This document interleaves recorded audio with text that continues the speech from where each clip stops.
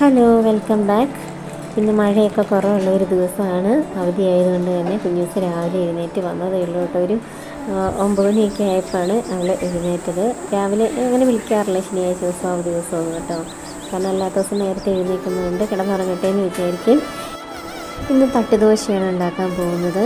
എൻ്റെ പപ്പയ്ക്ക് ഒരുപാട് ഇഷ്ടമുള്ളൊരു ദോശയാണ് കേട്ടോ തട്ടുദോശ.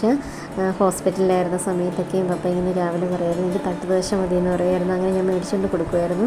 ഇന്ന് തട്ടുദോശ ഉണ്ടാക്കിയപ്പം വീട്ടിലാണെങ്കിലും പപ്പ ഇങ്ങനെ ഉണ്ടാക്കുമായിരുന്നു. നല്ല അടിപൊളി ടേസ്റ്റാണ് കേട്ടോ. ഞാൻ അത് കണ്ടുപിടിച്ചതാണ്. അതുപോലെ ശരിയായത് ഇന്ന് ആദ്യമായിട്ടാണ് കേട്ടോ പപ്പ ഉണ്ടാക്കുന്ന അതേ ടേസ്റ്റും അതേ ടെക്സ്ചറിലും വന്നത് ഇന്ന് ആദ്യമായിട്ടാണ്. എനിക്ക് ഒരുപാട് സന്തോഷമായി, അതോടൊപ്പം സങ്കടമായി കേട്ടോ. കാരണം പപ്പേനെ വല്ലാതെ ഇന്ന് മിസ് ചെയ്തു ഈ ദോശ ഇങ്ങനെ ശരിയായി കിട്ടിക്കഴിഞ്ഞപ്പോഴത്തേക്കും.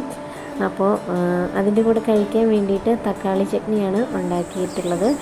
തട്ടുദോശ ഇഷ്ടമുള്ളവർ ഒന്ന് കമൻറ്റ് ചെയ്യണം കേട്ടോ. കോഴിക്കോട് സൈഡിൽ ഇങ്ങനെ ദോശ ഉണ്ടാക്കുന്നത് ഞാൻ കണ്ടിട്ടില്ല കേട്ടോ. ഇടുക്കിയിൽ നമ്മളിങ്ങനെയാണ് ഉണ്ടാക്കൽ.